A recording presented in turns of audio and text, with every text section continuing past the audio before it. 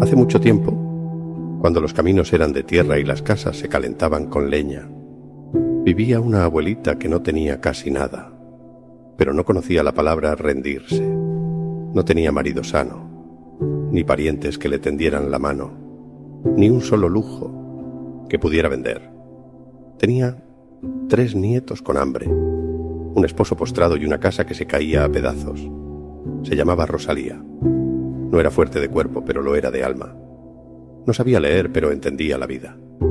Y si usted alguna vez ha pasado necesidad, si alguna vez ha sentido que la vida le aprieta el pecho y le cierra las puertas, entonces escuche esta historia. Rosalía era bajita, encorvada, con la piel marcada por los años y los ojos brillantes de tanta vida vivida. Su moñito blanco no solo amarraba su cabello, también sostenía recuerdos. Vivía en una casa pobre y vieja que temblaba con el viento, pero se mantenía firme, porque allí dentro vivía el amor. Y no estaba sola, no señor. Rosalía tenía 3 nietos, 3 criaturas que Dios le había dejado como última bendición. El mayor, Pedrito, con apenas 10 años, caminaba como si cargara el mundo. La segunda, María, una niña de 8 años que inventaba historias para no llorar cuando había hambre. Y el menor, Juanito, un torbellino de 5 años con una risa que encendía el día más gris. Y sí, también estaba el abuelo, viejo ya, enfermo casi sin poder moverse, pero con la voz suficiente para bendecir a su familia todas las noches con palabras tan suaves como el viento. Rosalía tenía poco, apenas un huerto, una cocina con más humo que comida y una fe que parecía de hierro. Todas las mañanas, antes de que el sol saliera por encima de los cerros, ella se amarraba el delantal como quien se ajusta el alma y decía, con la voz firme pero tranquila: hoy tiene que pasar algo bueno. Hoy no nos rendimos. Lo repetía todos los días, como un rezo. No para convencer a los demás, sino para no olvidarlo ella. Pero ese día fue distinto. Ese día, cuando los estómagos de todos llevaban 2 días sin llenarse, y cuando ni el agua con sal les quitaba el hambre, Rosalía supo que tenía que hacer algo nuevo, algo que nunca antes había hecho. No solo para comer, no solo para sobrevivir, sino para enseñarles a esos niños que cuando todo parece perdido, uno no se queda esperando, uno se levanta. Se fue al patio, miró el huerto, que apenas tenía unos mangos, unas naranjas y unos limones, y luego llamó a sus nietos con una voz que no admitía demora: Pedrito, María, Juanito, vengan ahora mismo. Los niños dejaron las piedritas con las que jugaban junto al pozo y corrieron hacia ella. Pedrito fue el primero en hablar, siempre con esa seriedad que no le correspondía a su edad. ¿Qué pasó, abuela? ¿Encontró algo? Rosalía los miró a los 3, uno por uno, como queriendo grabarse sus caritas flacas, sus ojos llenos de vida, su inocencia intacta a pesar del hambre. No he encontrado comida, hijos, pero he encontrado una idea. Hoy vamos a trabajar. Vamos a recoger todas las frutas que podamos del huerto y mañana iremos al pueblo a venderlas. Con eso, tal vez podamos comprar un poco de harina, algo de azúcar o aunque sea un pan. María levantó la mano como si estuviera en la escuela. ¿Y si mejor hacemos jugo, abuela? El jugo se vende más rápido, ¿no? Rosalía se acercó y le acarició el cabello. Buena idea, mi niña. Pero primero intentaremos con las frutas enteras. Si eso no sirve, buscamos otra forma. Aquí no nos rendimos. Nunca. Y así comenzó la pequeña revolución de esa familia. Rosalía se metió entre los árboles, con una canasta vieja colgando del brazo, y fue recogiendo mango por mango, como si cada uno fuera una joya. Pedrito subía a una escalera de madera para alcanzar los que estaban más altos. María limpiaba los limones con una tela vieja pero limpia, frotándolos con cuidado. Y Juanito, bueno, Juanito se comía uno que otro, dejaba las cáscaras tiradas y reía como si nada malo pudiera tocarlo nunca. Cuando el sol se escondía detrás del cerro y el cielo se ponía naranja, el canasto estaba lleno. Rosalía lo levantó con ambas manos, lo puso en la mesa y lo miró con respeto. No era solo fruta, era esperanza. Era la promesa de que al día siguiente algo podía cambiar. Mañana temprano iremos al pueblo, dijo con voz firme. Pedrito y María vendrán conmigo. Juanito se quedará cuidando al abuelo. Es un trabajo muy importante. ¿De acuerdo? Juanito abrió los ojos como platos. ¿Yo? ¿Cuidar la casa? Sí, tú, dijo Rosalía con una sonrisa que escondía preocupación. Vas a ser el guardián. Nadie puede entrar. Y si el abuelo necesita algo, tú eres sus piernas.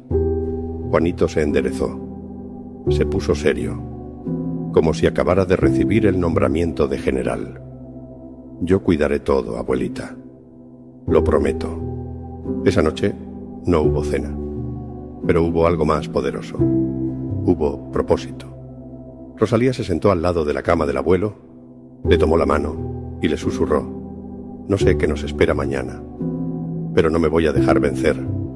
No mientras esos niños tengan hambre y fe. El abuelo, con su voz cansada, apenas alcanzó a responder. Dios camina con usted, vieja. Mañana usted no va sola.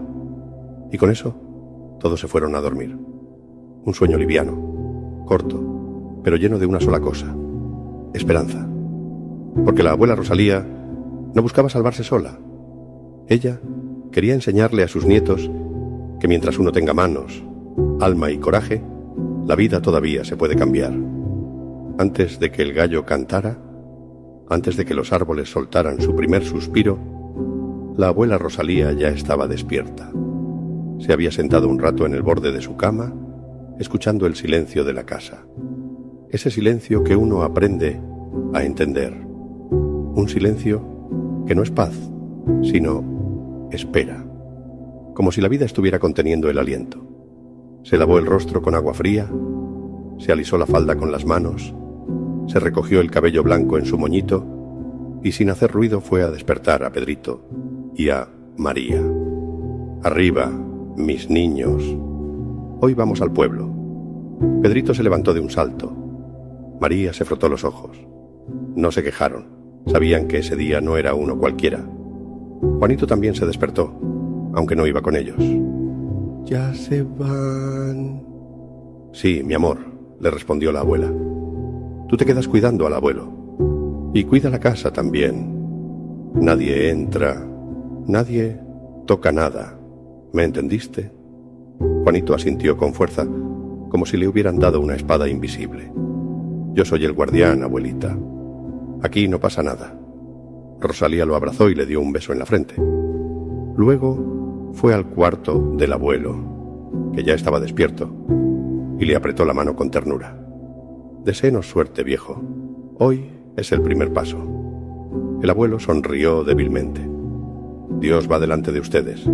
Con esas palabras en el corazón, salieron al camino. El sendero que llevaba al pueblo era largo y lleno de polvo. Las piedras se metían entre los dedos de los pies. Los pájaros cantaban, pero ellos no estaban para oírlos. Iban en silencio, cargando el canasto lleno de frutas. Rosalía lo sostenía con una mano y con la otra guiaba a los niños. «Abuela», preguntó Pedrito, «si vendemos todo, ¿podemos comprar un poquito de miel? Y si nos va bien, hasta un pedacito de queso». Respondió ella, sin dejar de caminar. María caminaba mirando las flores del borde del camino, imaginando que cada una le deseaba suerte. Cuando llegaron al pueblo, el mercado ya estaba despierto. Había gritos por todos lados. Vendedores de pan, de ropa, de juguetes. Gente que iba y venía. El aire olía a muchas cosas. A pan recién hecho, a café con especias, a animales, a vida. Rosalía buscó un rincón vacío, junto a un muro rajado. No era el mejor sitio, pero era lo único que quedaba. Puso el canasto en el suelo, se acomodó el delantal y respiró hondo. A ver, niños, vamos a comenzar. Levantó la voz, no con gritos vacíos, sino con la dignidad de quien no está pidiendo limosna, sino ofreciendo trabajo honesto. Mangos maduros, naranjas dulces, limones frescos, recién recogidos del árbol. La gente pasaba, pero no se detenía. Rosalía insistía, una y otra vez. Mangos maduros, naranjas dulces. Pedrito miraba confundido. María se agarraba a la falda. Nadie los veía. Nadie se acercaba. Después de un rato Pedrito dijo: «Abuela, ¿por qué no nos compran? Las frutas están lindas.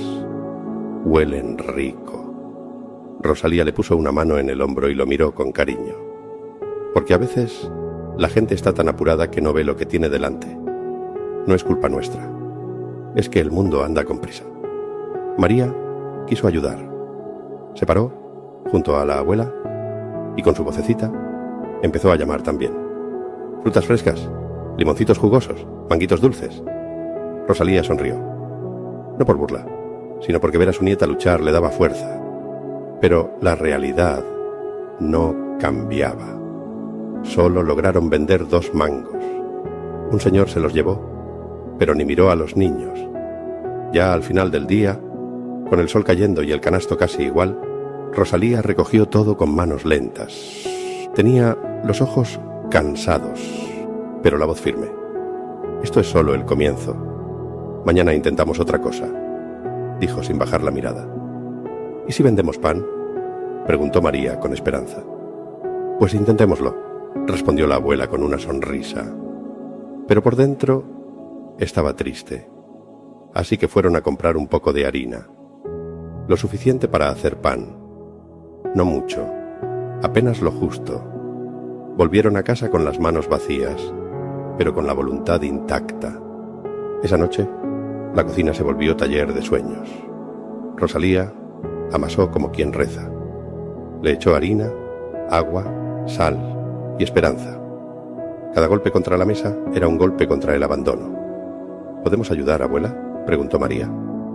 «Claro que sí, mi niña. Pero no se coman la masa». Pedrito hacía bolitas. María les daba forma. Rosalía los metía al horno. Juanito, desde la otra pieza, gritaba cosas como: «¿Ya huele rico? Yo quiero uno calentito». Y sí, el olor llenó la casa. Un olor que abrazaba. Un olor que les recordó que estaban vivos, que aún podían crear algo con sus propias manos. «Mañana será diferente», dijo Rosalía mientras cubría los panes con un paño limpio. Y en ese momento, algo se sembró en el corazón de los niños.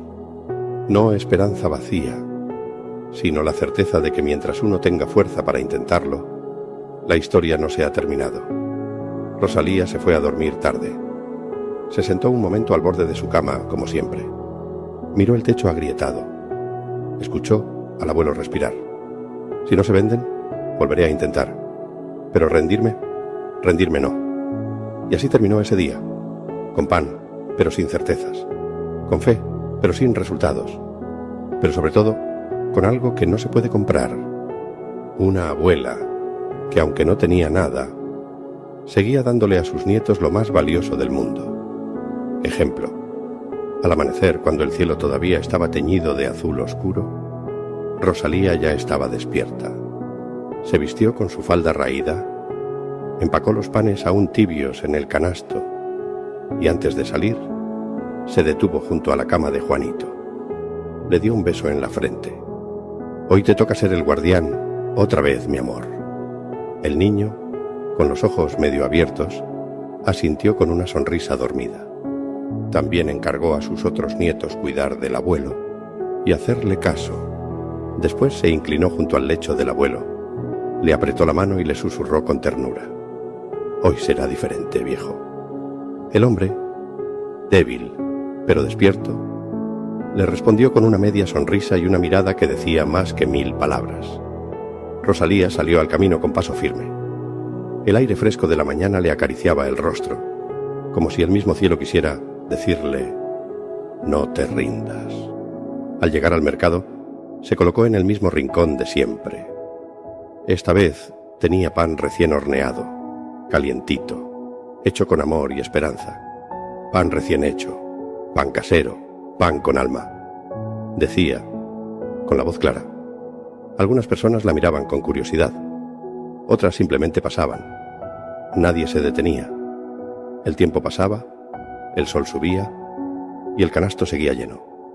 Rosalía se mordía el labio para contener las lágrimas. La voz se le quebraba por dentro, aunque por fuera seguía firme. Su esperanza empezaba a agrietarse. Cuando el sol comenzó a ocultarse y la sombra cubrió el mercado, recogió el canasto, casi igual que en la mañana. Caminó despacio hacia el parque y se sentó en un banco de madera. Allí, con las manos temblorosas y la vista clavada en el suelo, murmuró: ¿qué más puedo hacer, Dios mío? Y justo entonces, una vocecita rompió el silencio. Abuelita, ¿cuánto cuesta un pan? Rosalía levantó la cabeza con sorpresa.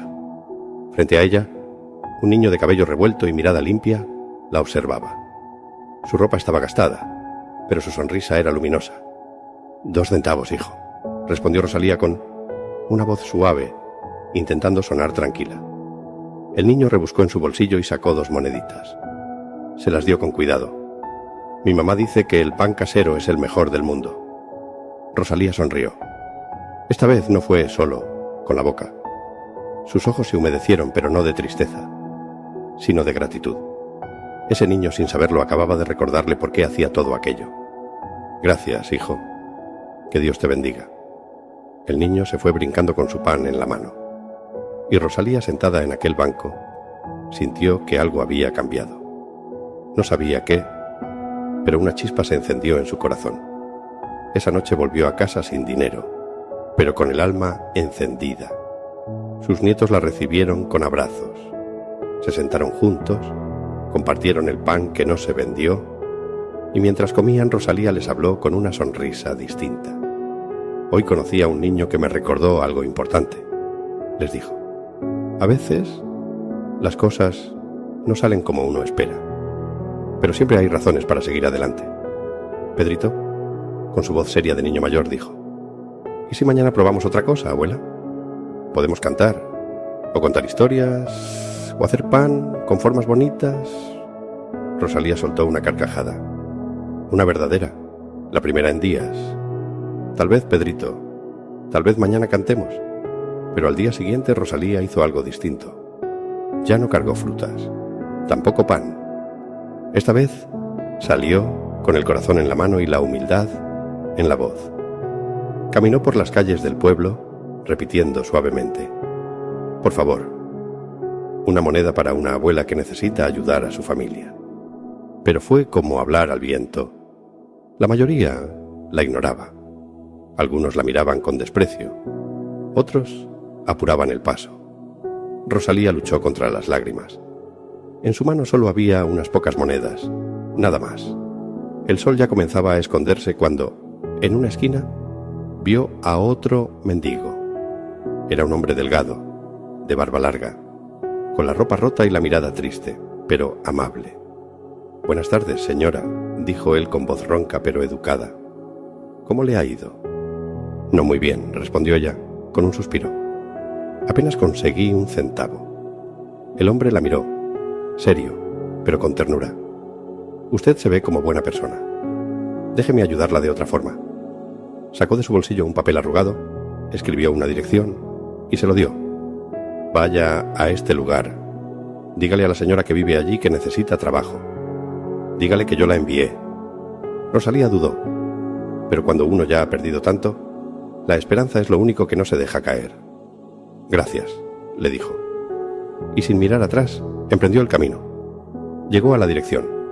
Una casa grande, blanca, con un jardín lleno de flores. Rosalía sintió miedo. Se arregló el moñito, respiró profundo y tocó la puerta. Una criada le abrió con expresión desconfiada. ¿Qué desea? Necesito hablar con la señora. Es importante. La criada desapareció. Pocos minutos después salió una mujer elegante. Vestido sobrio, mirada seria, pero no dura. ¿En qué puedo ayudarla? Rosalía le contó todo. El encuentro con el mendigo.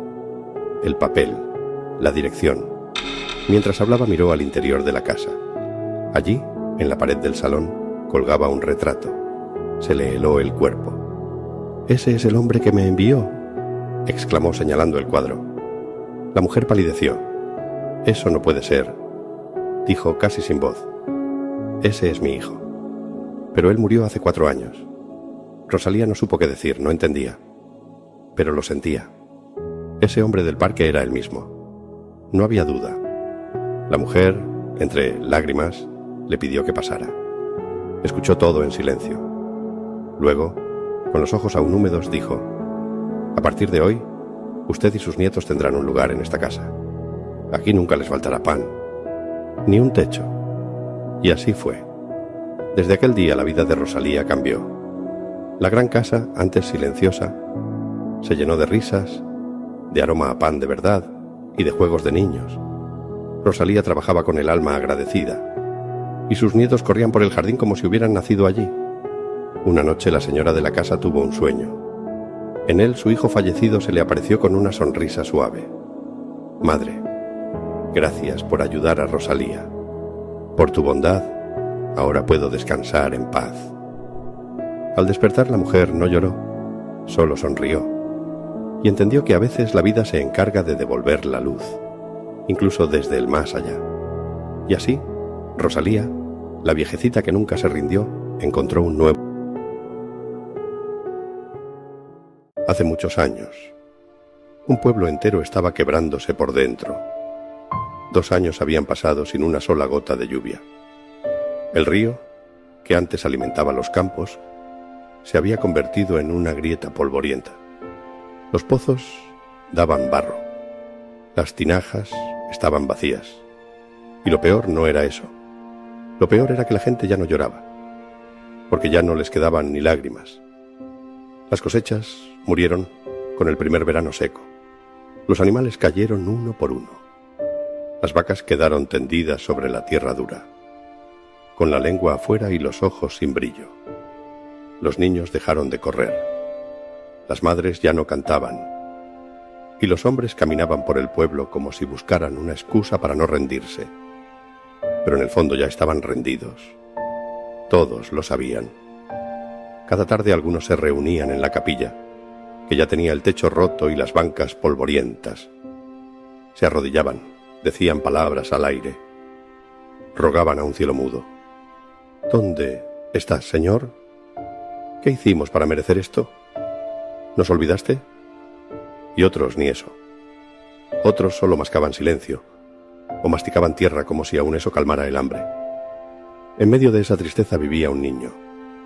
No hablaba mucho, pero tenía los ojos bien abiertos, como si anduviera viendo lo que otros ya no podían ver. Se llamaba Emiliano. Tenía 9 años, piel reseca, labios cuarteados y los pies endurecidos por andar siempre descalzo. Su ropa era la misma, de hacía 1 año, remendada, sucia, con olor a humo y miseria. Pero su corazón, ese sí estaba vivo. Vivía con sus padres, don Hilario y doña Carmen, en una choza de barro que ya se venía abajo por una esquina. Tenían un burro, viejo, que ya no aguantaba el sol, y 3 gallinas que más que caminar, se arrastraban. Esa tarde, como casi todas, comieron un caldito flojo hecho de hueso hervido, con un pedazo de carne seca y tiesa que doña Carmen guardaba como si fuera oro. Emiliano comió sin hablar. Don Hilario tomó el caldo con la mirada perdida, como si ya no esperara nada, y cuando se limpió la boca con el dorso del brazo, murmuró: «No queda más que esperar la muerte». «¿Y si mañana llueve?», preguntó Emiliano con una voz débil, como si hablara solo por costumbre.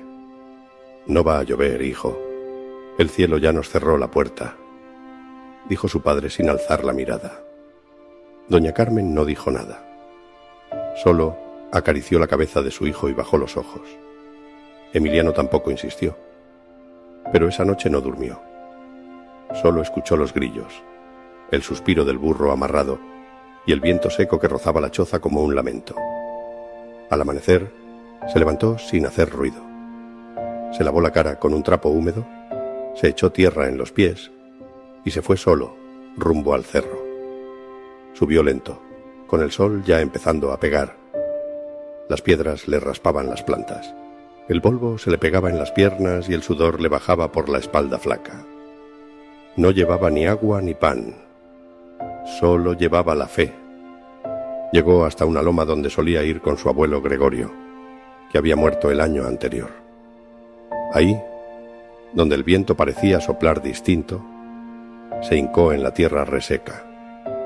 Las piedras le cortaban las rodillas, pero no se quejó. Cerró los ojos y, con la voz casi apagada, dijo: «Señor, si estás allá arriba, si de verdad escuchas, mira a mi pueblo. Ya no hay esperanza. Mi papá ya no cree. Mi mamá ya no canta. Mis vecinos solo esperan morir. Yo todavía creo. Pero no sé si me aguante solo.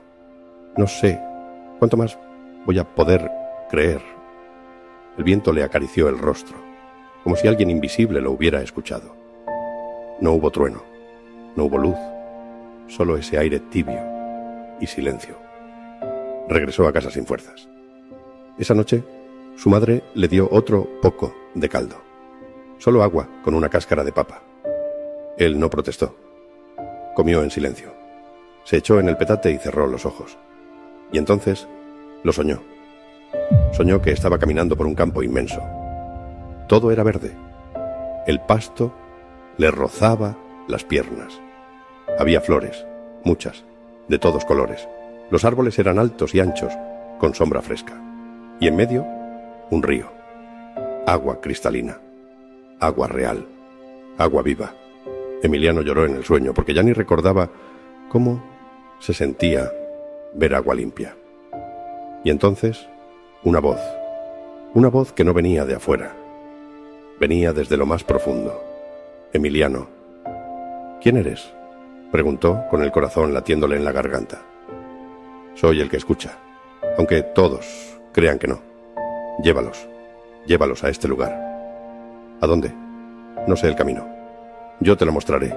Tú solo diles que crean, que se levanten. El resto lo haré yo». El sueño se desvaneció como humo, y Emiliano se despertó bañado en sudor, con el pecho a punto de reventar. Corrió a la cocina. Su madre apenas había encendido el fogón con ramas viejas. Su padre tomaba un sorbo de agua caliente. «Mamá, papá, Dios me habló». «¿Qué dices, hijo?». «Tuve un sueño». «Pero no fue solo un sueño, fue Dios. Me habló. Me mostró un lugar con agua, árboles, comida. Me dijo que le diga al pueblo, él nos va a guiar». Doña Carmen se le quedó viendo sin saber si reír o llorar. Don Hilario bajó la mirada. «Fue un sueño, Emiliano. No te ilusiones. No fue un sueño. Lo sentí. Él me lo dijo. A veces el hambre hace ver cosas, mijo. No, él me habló. Me dijo que los avise, y eso voy a hacer». Sin desayunar, sin siquiera ponerse sandalias, salió corriendo a la plaza. La plaza estaba vacía. Solo quedaban hojas secas, perros flacos acostados y remolinos de polvo.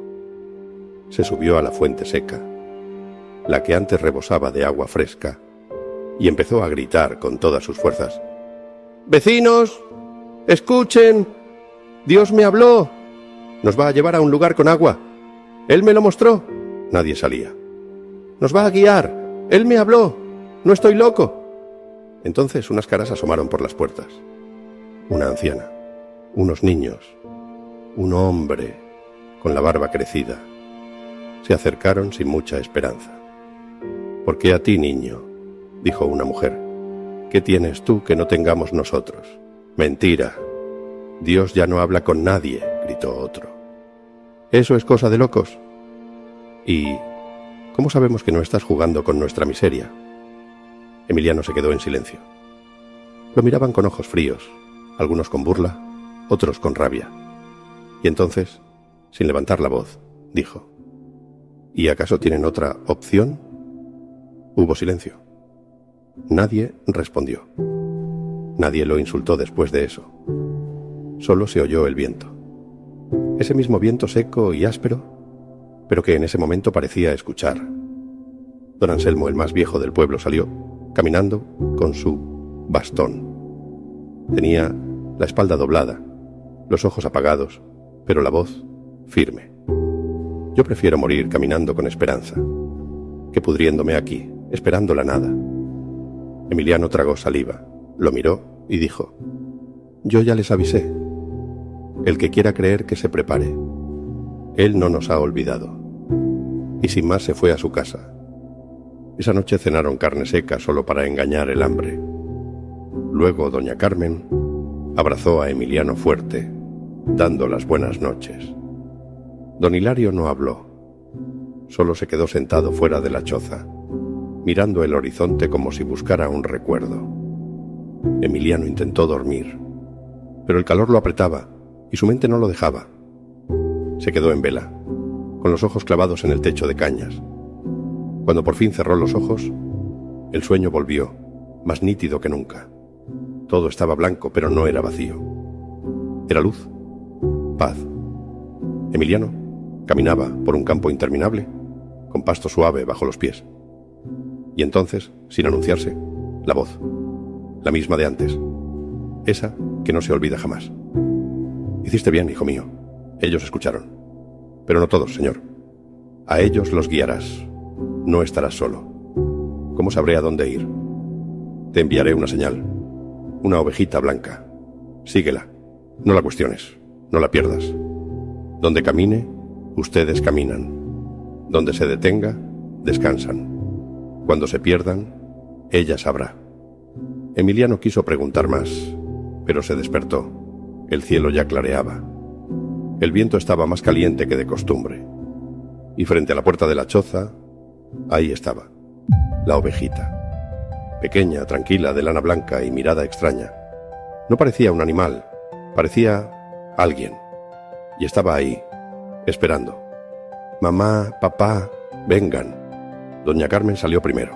Se quedó helada. Don Hilario salió después, sin camisa, con los ojos hinchados. La miraron. No dijeron nada. Se acercaron. Emiliano la acarició. Estaba tibia, viva. Pero era como si no perteneciera a este mundo. Es ella, la que me dijo Dios. Don Hilario no dijo palabra. Solo se persignó con la mano temblorosa. Y por primera vez desde que empezó la sequía, le cayó una lágrima. Emiliano tomó un costal viejo, metió un pedazo de tortilla dura, un puñado de maíz tostado y una cantimplora vacía. Se ató un trapo en la cabeza y salió con la ovejita hacia la plaza. Esta vez no gritó. Solo se paró en el centro, en la misma fuente seca, y esperó. El sol apenas salía. La tierra estaba caliente ya. Poco a poco la gente empezó a salir. Primero niños con la panza inflada por el hambre. Luego ancianos tambaleantes. Después mujeres, hombres. Casi todos flacos, secos, con la mirada rota. ¿Otra vez el niño? ¿Qué quiere ahora? ¿Y esa oveja? Emiliano respiró hondo y habló con voz firme, aunque le temblaban las piernas. Dios cumplió. Esta ovejita es la señal. Donde ella camine, nosotros caminamos. Donde se detenga, descansamos. Y si no saben a dónde vamos, da igual. Ella, sí, sabe. Pero solo vendrán los que crean. Hubo risas, murmullos, burlas. ¿Nos va a llevar una oveja? Esto ya es locura. Niño, estás jugando con la desesperación de todos. Te van a culpar cuando alguien muera. Un hombre se adelantó. Tenía los ojos enrojecidos y la voz rasposa. ¿Tú nos vas a llevar a un paraíso, niño? ¿Siguiendo una bestia? Y justo cuando el ambiente empezaba a tensarse, don Hilario se adelantó. Levantó la voz como pocas veces lo había hecho. Basta ya, yo soy su padre. Y yo vi cómo esa oveja apareció. No vino de la montaña, no entró del monte. Estaba en la puerta mirándonos, y algo me dice que no es cualquier animal.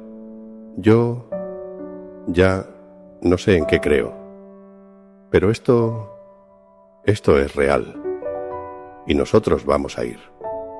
Doña Carmen habló detrás de él con los ojos hinchados pero firmes. Prefiero morir caminando detrás de mi hijo, que morirme de hambre viendo cómo mi alma se seca. A ese lugar vamos, dijo don Hilario. A ese lugar vamos, repitió Emiliano. Y entonces, como si la esperanza tuviera voz, don Anselmo, el anciano del bastón, se acercó con su paso tembloroso. Yo no creo que llegue, pero si voy a morir, quiero morir de pie, no tirado como un perro. Un niño pequeño se soltó de la mano de su madre y fue a ponerse al lado de Emiliano. Luego otro, luego una mujer, y en minutos ya no eran 1 ni 3, eran 50. Así que se alistaron y salieron con lo poco que tenían. Un burro huesudo, unas ollas con grietas, cántaros vacíos, un costal con ropa vieja, una gallina que apenas caminaba, y en el fondo del equipaje, lo único que pesaba de verdad, la fe. La ovejita caminó, y ellos la siguieron. El primer día fue el infierno. El sol les pegaba en la nuca como puño. El suelo ardía. Emiliano tropezó 3 veces. Un niño vomitó del calor. Una mujer se desmayó y la tuvieron que cargar entre 2. A la hora del descanso, cuando la ovejita se echó junto a un arbusto seco, todos se tiraron al suelo. No dormían, solo cerraban los ojos. Algunos murmuraban oraciones, otros simplemente lloraban en silencio. Emiliano tenía los pies sangrando. Doña Carmen le limpió las heridas con agua de saliva. No había otra cosa. Al día siguiente caminaron antes del sol. La ovejita iba adelante. Nadie preguntaba, solo obedecían. Al tercer día, una viejita cayó de cara.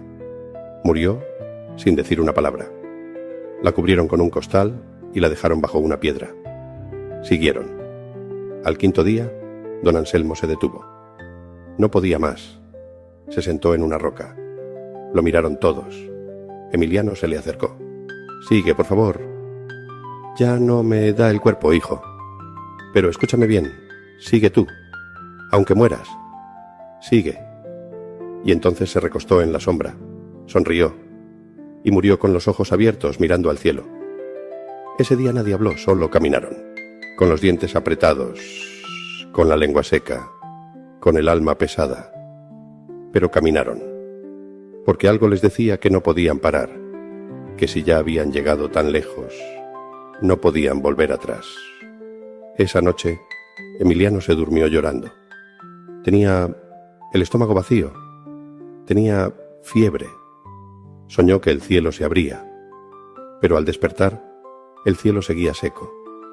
Y sin embargo, la ovejita aún estaba ahí, sentada, mirándolo. Y él, con el cuerpo roto, solo susurró: «No me dejes. No ahora». Y volvió a ponerse de pie. Porque aunque todo dolía, todavía quedaba fe. El día 7 no se parecía a los anteriores. El aire amaneció espeso. El cielo más bajo que nunca. Había un silencio raro, como si hasta los insectos se hubieran rendido. Emiliano caminaba con la cabeza agachada, los labios partidos, la ropa hecha jirones. Sus pies estaban tan ampollados que cada paso era una punzada. Pero no se quejaba, ni una sola vez. A su lado, la ovejita seguía avanzando con paso corto, pero firme, como si supiera exactamente a dónde iban, como si todo estuviera escrito. A sus espaldas, el grupo se había reducido. Varios se quedaron en el camino, otros regresaron al pueblo arrastrándose, vencidos por el miedo o el dolor. Los que quedaban eran sombras de lo que fueron. Flacos, quemados por el sol, sus ojos ya no tenían brillo, pero sí una cosa: fe. Una fe que dolía, pero que se negaba a morir. Ese día al mediodía se detuvieron bajo una formación de piedras oscuras. No había sombra, pero al menos no había viento. Doña Carmen sacó lo último que tenía: un puñito de maíz molido y un trozo de carne seca, delgada como papel. Preparó un caldito en una olla tiznada con lo que quedaba del agua. Lo sirvió para todos. Cada uno tomó solo un sorbo. Emiliano no quiso más. Lo guardó en una hoja y lo envolvió. ¿Para qué lo guardas?, preguntó su madre. Para el que caiga mañana. Alguien lo va a necesitar más que yo. Esa noche los niños lloraron. No por hambre. Lloraron porque soñaron con agua. Pero al despertar solo había polvo. Uno de los hombres empezó a decir que era mejor regresar, que esto era una locura, que estaban condenando a sus hijos, que la ovejita era un demonio disfrazado. Emiliano se le acercó, con los ojos llenos de fiebre. Si quieres irte, vete, pero no vuelvas a hablar mal de lo que no entiendes. Yo tampoco entiendo, pero confío. El hombre lo miró con rabia, con vergüenza, con miedo, y se quedó callado. Nadie más discutió. Al día siguiente el viento se levantó. Una ventisca de arena los golpeó sin aviso. Todos se cubrieron como pudieron. Una niña se perdió por un momento. La madre gritaba como loca. Emiliano se lanzó entre las ráfagas, sin ver, sin pensar, hasta que la encontró detrás de una duna, temblando, con los labios azules. La cargó hasta el grupo. Le dio el caldito que había guardado. Al día siguiente caminaron sin parar. En medio del polvo, una mujer dio a luz. El bebé no lloró. Se quedó quieto, sin moverse, por varios minutos, hasta que Emiliano, con las manos sucias y temblorosas, lo levantó y le sopló en la cara. Entonces el niño gritó, y todos empezaron a llorar. La madre, hecha pedazos y sin fuerzas, lo abrazó con lo poco que le quedaba, y dijo: «Lo voy a llamar Río». Al día 12, el sol pegaba tan fuerte que era insoportable. Una señora mayor cayó al suelo y ya no pudo levantarse. Su hijo la cargó durante kilómetros, hasta que las piernas ya no le dieron más. La dejó en una grieta entre las piedras, le puso una flor seca en la mano y siguió caminando. Nadie decía nada. Solo se escuchaban los pasos y el viento soplando. Esa noche, la ovejita se detuvo. Casi nadie pudo dormir. El cuerpo dolía del cansancio, pero era como si el alma tampoco pudiera descansar. Se quedaron sentados en círculo, en silencio, escuchando ese vacío que solo hay en el desierto. Cuando amaneció y el cielo empezaba a pintarse de naranja, la ovejita se paró sin hacer ruido y empezó a caminar. Nadie tuvo que decir nada. Emiliano la vio alejarse, se levantó y la siguió. Los demás lo imitaron, medio dormidos, con los pies arrastrando, llenos de polvo, con la ropa sucia y el corazón cansado. «¿A dónde va?», preguntó un niño con la voz ronca. «No lo sé», respondió Emiliano. «Pero hoy se siente diferente». Subieron una colina llena de piedras sueltas. Costó. Algunos se cayeron, otros se rasparon o sangraron, pero nadie se quejó. La ovejita iba adelante, tranquila, sin apurarse, como si supiera a dónde iba desde siempre. Y ahí fue cuando lo vieron. Primero fue un brillo, como si el sol rebotara en agua. Después se escuchó un sonido suave pero claro. Agua corriendo. Cuando llegaron al borde de la colina, se quedaron quietos. Allá abajo, entre cerros grises, un río ancho cruzaba un valle verde. Había árboles altos, frutas colgando, pasto fresco. El aire olía a algo nuevo, a esperanza. Una mujer se tapó la cara con las manos y rompió a llorar. Don Hilario se arrodilló. Un niño gritó de alegría. Emiliano no se movía. Solo respiraba hondo, como queriendo creer que eso de verdad estaba ahí. La ovejita bajó tranquila, fue directo al río, bebió, se sacudió y sin mirar atrás se metió entre los árboles. Nadie la volvió a ver. ¿Se fue?, preguntó la niña más chiquita. Cumplió su parte, dijo Emiliano con una sonrisa chiquita. Ese mismo día comieron frutas frescas, tomaron agua hasta que el alma se les calmó. Luego, algunos se abrazaron, otros lloraron en silencio. Algunos reían, otros Simplemente se quedaban mirando el paisaje sin decir una palabra. Varias personas se acercaron a Emiliano, lo abrazaron, le agradecieron por haber seguido a la ovejita, por no haberse rendido. Él solo respiró hondo, con los ojos brillando, y dijo en voz baja: «No me den las gracias a mí. Denle gracias a Dios. Fue Él quien nos trajo hasta aquí».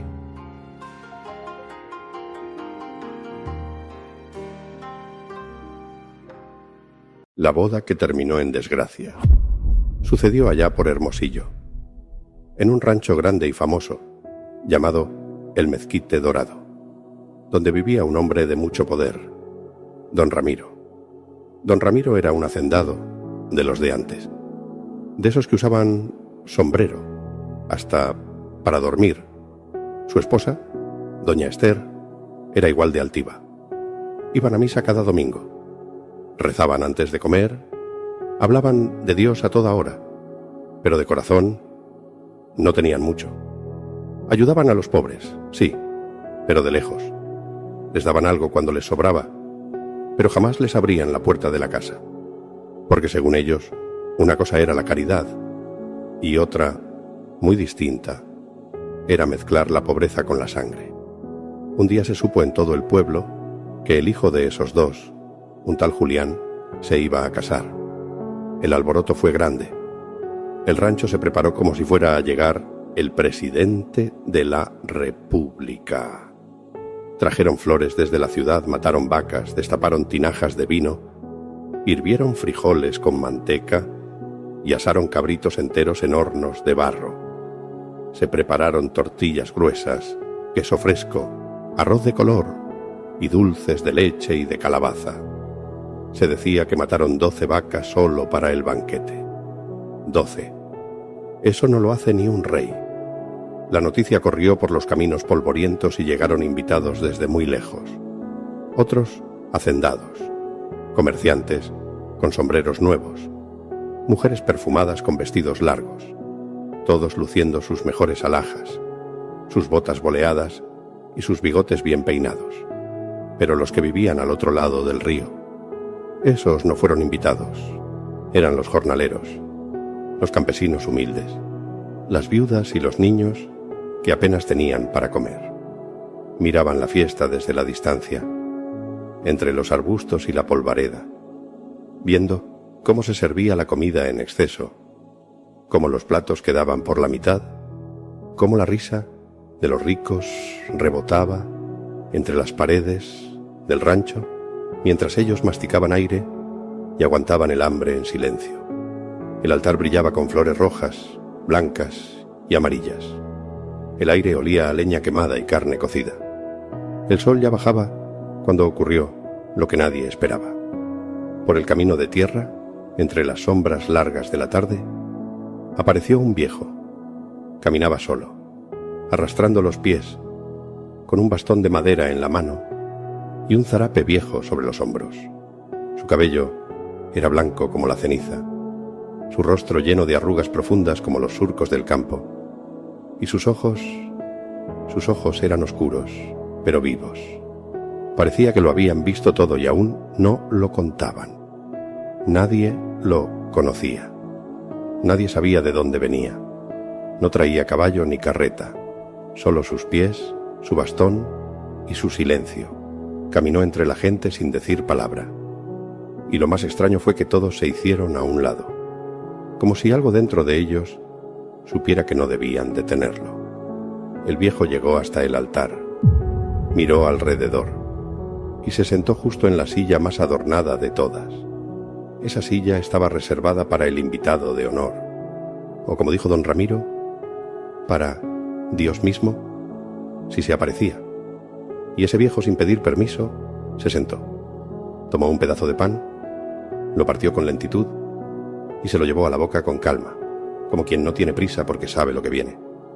El silencio fue inmediato. La música se detuvo. Los invitados dejaron de masticar. Los novios se miraron confundidos. Las mujeres se persignaron. Y todos esperaron que alguien dijera algo. Fue Julián, el novio, el que se acercó con cautela. Tenía la frente sudada y la voz un poco temblorosa. «Disculpe, ¿quién es usted?», preguntó mirándolo con desconfianza. El viejo sonrió con suavidad, sin miedo, sin apuro. «Disculpen la tardanza», dijo. «Me alegra que me hayan invitado. Felicidades por su matrimonio. Pero, ¿dónde está su familia? No los veo por aquí». Julián se quedó sin palabras. Miró a su esposa, luego al viejo. Nadie entendía nada. Un mozo fue corriendo hasta donde estaban don Ramiro y doña Esther, sentados entre los patrones, tomando vino y hablando de tierras y cosechas. «Patrón, hay un viejo en la boda». Se sentó en la silla del altar. Dice que fue invitado. «¿Qué viejo?», preguntó don Ramiro con la voz seca. «No lo conocemos. No parece de los nuestros. Viene solo y se comporta raro». Don Ramiro frunció el ceño. Se levantó con fuerza, se acomodó el sombrero y caminó firme hasta el altar. Lo siguió doña Esther, con el rostro apretado. Cuando llegaron vieron al viejo ahí, sentado tranquilo, comiendo pan como si estuviera en su casa. «Viejo insolente», dijo don Ramiro. «¿Nadie te invitó? Esta es una fiesta privada. Levántate y lárgate de aquí». El viejo no respondió. Solo lo miró, una mirada profunda, sin rabia, sin burla, pero que pesaba como el silencio antes de una tormenta. «¿Qué esperas?», gritó doña Esther. «Si hubieras pedido comida como un hombre humilde, habrías comido. Pero entraste como ladrón». El viejo se puso de pie con lentitud. No discutió, no suplicó. Solo se apoyó en su bastón, miró a don Ramiro y le dijo con una voz que parecía venir de muy lejos: «Día y noche me llamas, me invitas, me ruegas que venga. ¿Y ahora que vengo? Me desprecias. ¿Dónde está tu familia, don Ramiro?». «No sé de qué hablas, viejo loco», respondió don Ramiro perdiendo la paciencia. El viejo suspiró, bajó la mirada. Luego dio media vuelta y se alejó, paso a paso, hasta que su figura se perdió detrás de la loma. Nadie lo siguió. Nadie habló. La música volvió a sonar. La fiesta continuó. Pero algo invisible, se había quedado en el aire.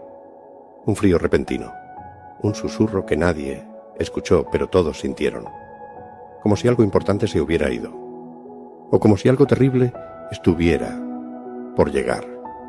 Y fue esa misma noche, cuando empezó todo. Don Ramiro y doña Esther se acostaron como siempre, entre sábanas gruesas, almohadas bordadas y velas encendidas. Pero el cuarto, que antes olía a limpio y a flor seca, ahora olía a frío, a aire quieto, a algo que no estaba bien. Don Ramiro quiso levantarse para cerrar la ventana porque sentía una corriente, pero las piernas no le respondieron. «Esther», gritó, medio dormido. «Esther, no me puedo mover». Doña Esther se sentó de golpe en la cama, con los ojos como platos. Quiso agarrar su rebozo, pero sus manos no la obedecieron. Su boca estaba torcida. Su rostro parecía el de otra persona. «Ramiro», dijo ella. «Ramiro, algo me pasa. Algo me pasa». Y de pronto un viento fuerte sopló dentro del cuarto. No vino de afuera. No pasó por la ventana. No fue viento normal. Fue como un soplido que vino de adentro de la casa. Como si alguien grande y callado hubiera exhalado justo al lado de ellos. Las velas se apagaron todas al mismo tiempo. Y la oscuridad se hizo densa, espesa, como el humo de leña verde. Ahí comenzó la ruina. Y lo que antes fue fiesta, se volvió tormenta. Al día siguiente los mozos se extrañaron de no ver al patrón. Don Ramiro era hombre de despertarse con los gallos, caminar por los corrales y revisar la tierra. Pero ese día no salió. Ni ese ni el siguiente. Golpearon la puerta. «¿Patrón? ¿Está usted bien?» Nada. Silencio. Tuvieron que forzar la entrada. Y lo que vieron ahí no lo olvidaron jamás. Don Ramiro y doña Esther estaban postrados en la cama, con los ojos abiertos, sin poder moverse. No podían hablar, No podían levantarse. Solo los ojos se les movían y con ellos pedían auxilio.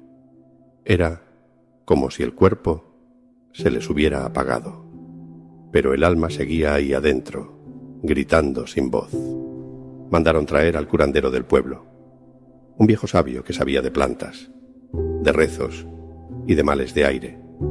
También mandaron buscar a una partera anciana que sabía de oraciones, y uno hasta fue por un chamán de las tierras altas, que hablaba con los espíritus del monte. Todos llegaron, uno por uno. Hicieron limpias, oraron, quemaron copal, pasaron huevos, rezaron salmos, pero nada sirvió. «Esto no es enfermedad», murmuró el curandero mientras temblaba. «Esto es otra cosa, algo que no es de este mundo». «¿Entonces qué es?», preguntó Julián, el hijo recién casado, con el rostro pálido como el papel. «Es castigo», dijo la partera sin levantar la voz.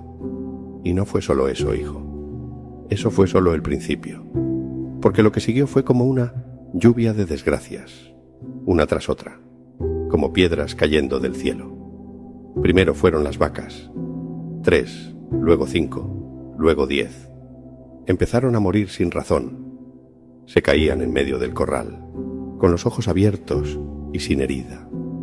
Los caballos dejaron de comer. Las ovejas se negaban a salir del redil. Los becerros recién nacidos no pasaban la noche.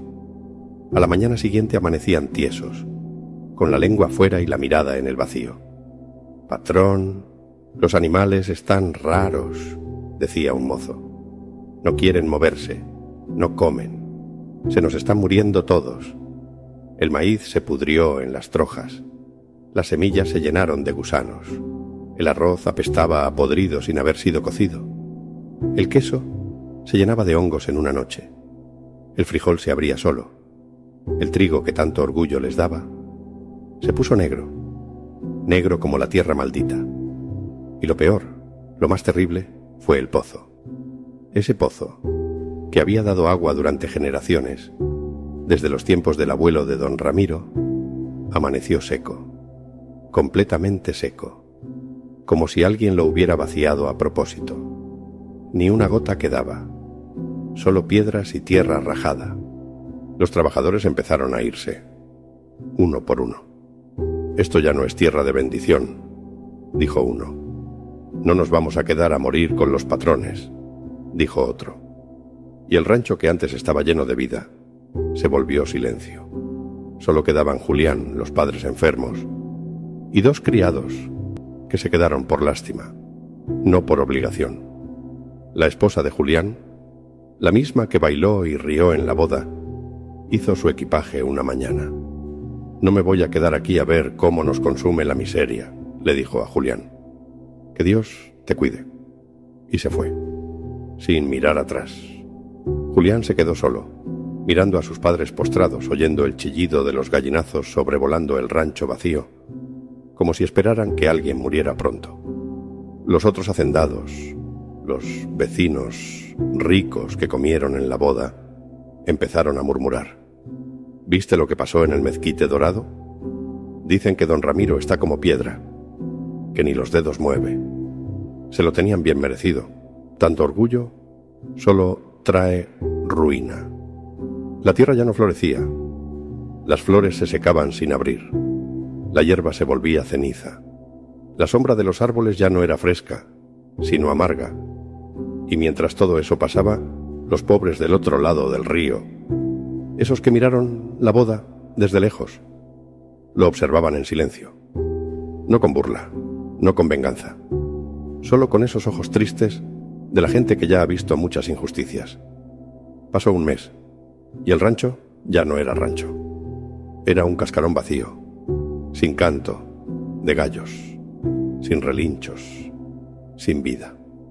Solo se escuchaba el viento arrastrando polvo por los corredores y los quejidos de los patrones, postrados en su cama, con la mirada perdida y la voz apagada como vela por apagarse.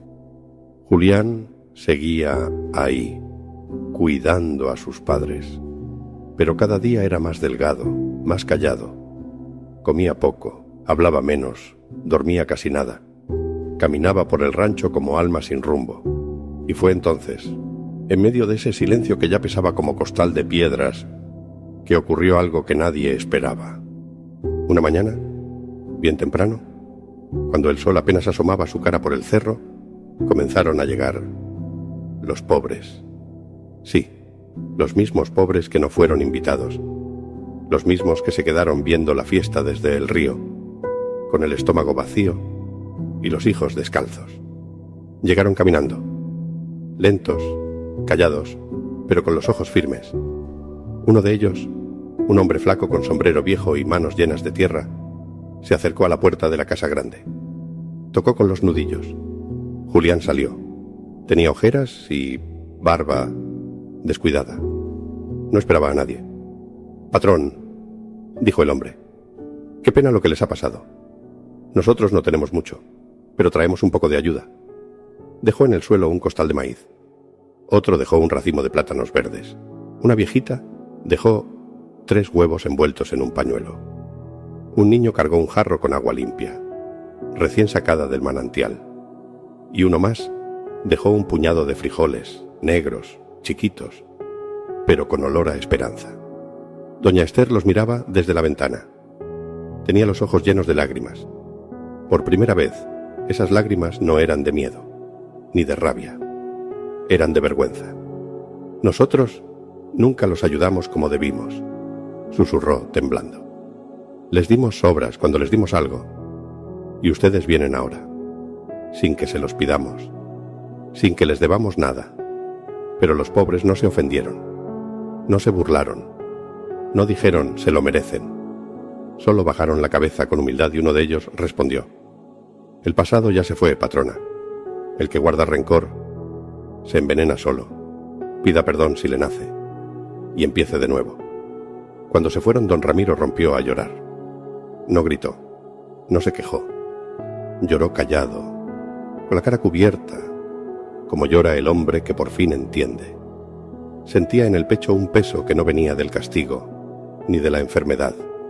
Era la vergüenza, la verdadera, esa que te dobla más que el dolor físico. Esa noche don Ramiro tuvo un sueño. Soñó que caminaba solo por un lugar blanco, como si fuera niebla o nube. No hacía frío ni calor. No había ruido, pero tampoco silencio. Era un lugar donde uno siente el alma desnuda. De pronto, vio una puerta. Grande, alta. Se abrió sola. Y ahí, del otro lado, estaba el viejo. Sí, el viejo de la boda. Sentado sobre una roca, con un zarape limpio, blanco como la cal, y los pies descalzos flotando apenas sobre el suelo. Lo miraba con calma, sin odio, sin reproche. Don Ramiro cayó de rodillas. «Perdóneme», dijo con voz quebrada. «Yo no sabía quién era usted. Yo no entendí nada». El viejo no se movió. Solo habló. «Día y noche me pedías que viniera a tu casa. Me buscabas con rezos, con palabras bonitas, con promesas. Y cuando vine, me cerraste la puerta. Las riquezas que tuviste no eran tuyas. Eran un préstamo. Eran para compartir, no para presumir». Don Ramiro sintió un escalofrío. «¿Eras tú, señor? ¿Eras tú?» El viejo asintió, y ahí mismo don Ramiro despertó. Despertó bañado en sudor, respirando hondo como si hubiera estado bajo el agua. Doña Esther también despertó al mismo tiempo. Tenía la cara iluminada. «Ramiro, soñé con él. El viejo. Era Dios. Vino a probarnos y lo echamos como a un perro». «Nos equivocamos», dijo Ramiro. «No fue Dios quien nos castigó, fue el enemigo, que aprovechó nuestra soberbia y nuestra falta de fe. Al amanecer, mandaron llamar a los vecinos. Esta vez, no con invitaciones bordadas, ni con mozos que abrieran camino. Julián fue casa por casa, pidiendo humildemente que vinieran. Cuando llegaron, don Ramiro y doña Esther los esperaban sentados, débiles aún, pero con el rostro distinto. Había paz en sus ojos. «Vecinos», dijo don Ramiro con voz firme pero temblorosa, «nosotros decíamos que ustedes eran como nuestra familia, pero nunca los tratamos como tal. Ahora que lo hemos perdido todo, hemos entendido. Los pobres no dijeron nada, solo escucharon.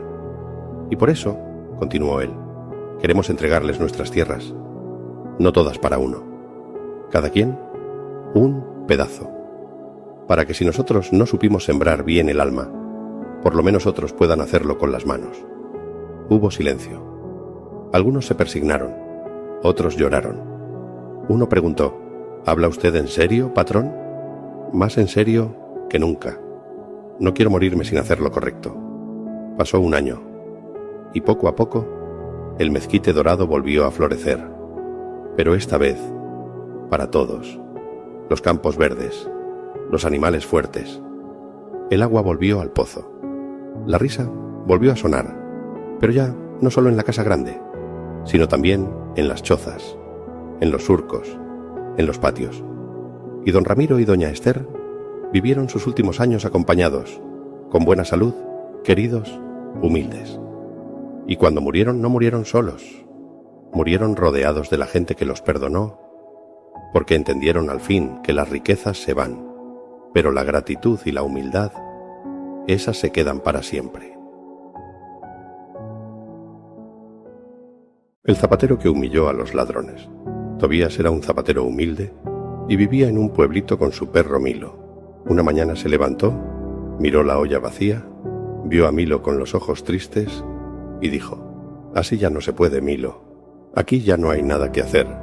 Iremos a la ciudad y volveremos cuando juntemos mucha plata. Agarró su caja de herramientas vieja, esa que su papá le dejó cuando murió, y se amarró el pantalón con un lazo, porque ya ni botón tenía. Se puso sus zapatos rotos. Sí, el zapatero tenía los zapatos rotos, y acarició a su perro. Nos vamos para la ciudad. Allá debe haber algo. Y se fueron. Caminaron días.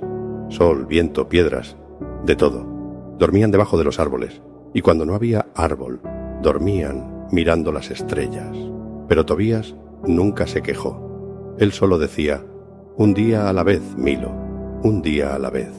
Cuando llegaron a la ciudad, era otra cosa. Gente apurada, carros por todos lados, ruidos, luces, gente que ni miraba.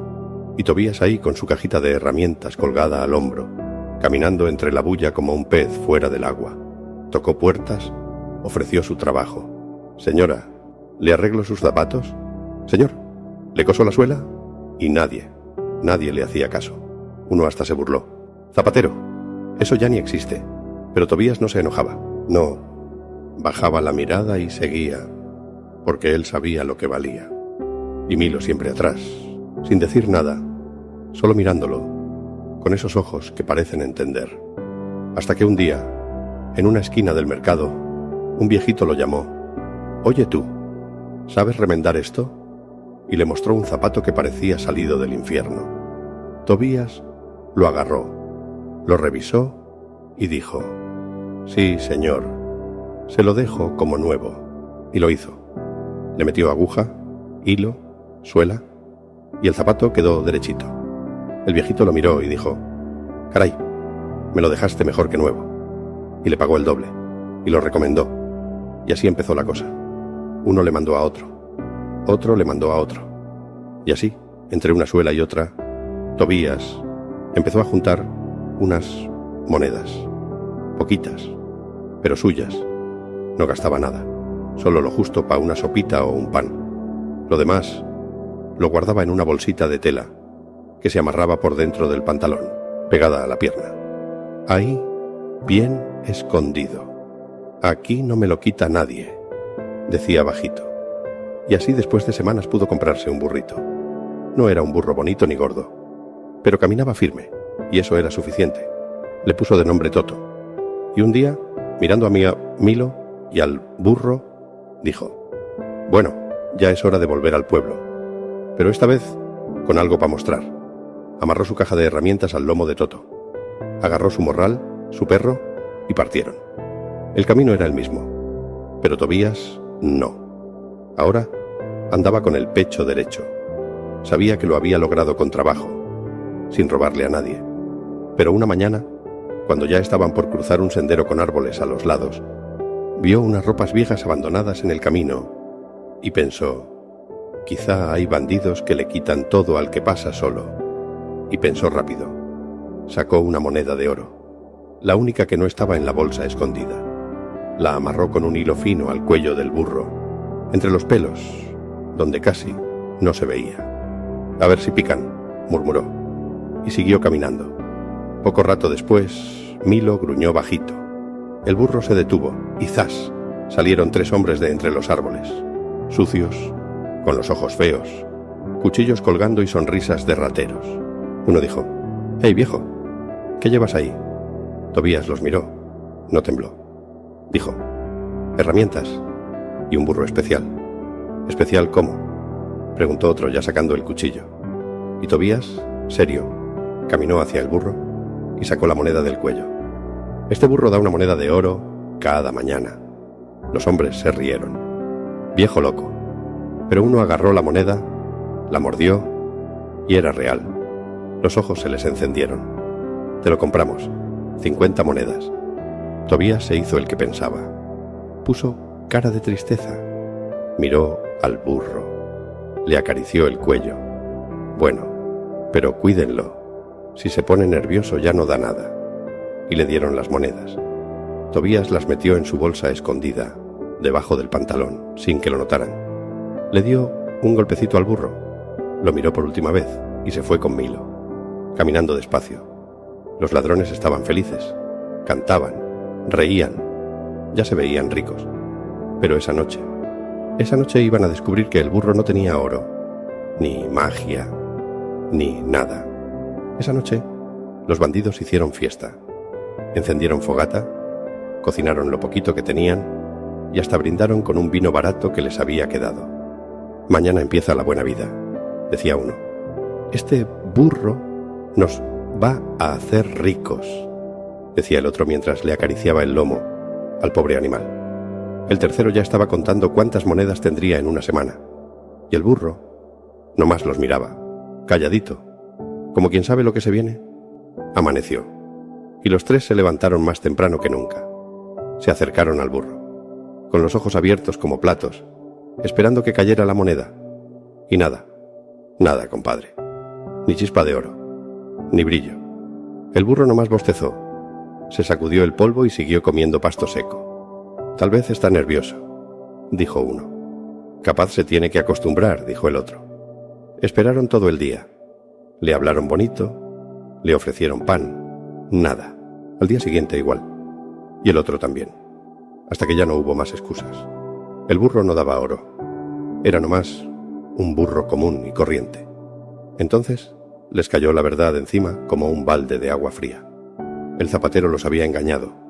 Gritaron, patearon piedras, insultaron al burro, pobrecito, y uno de ellos, el más bravo, dijo: «A ese viejo lo vamos a encontrar, y esta vez no va a salirse con la suya». Y así fue.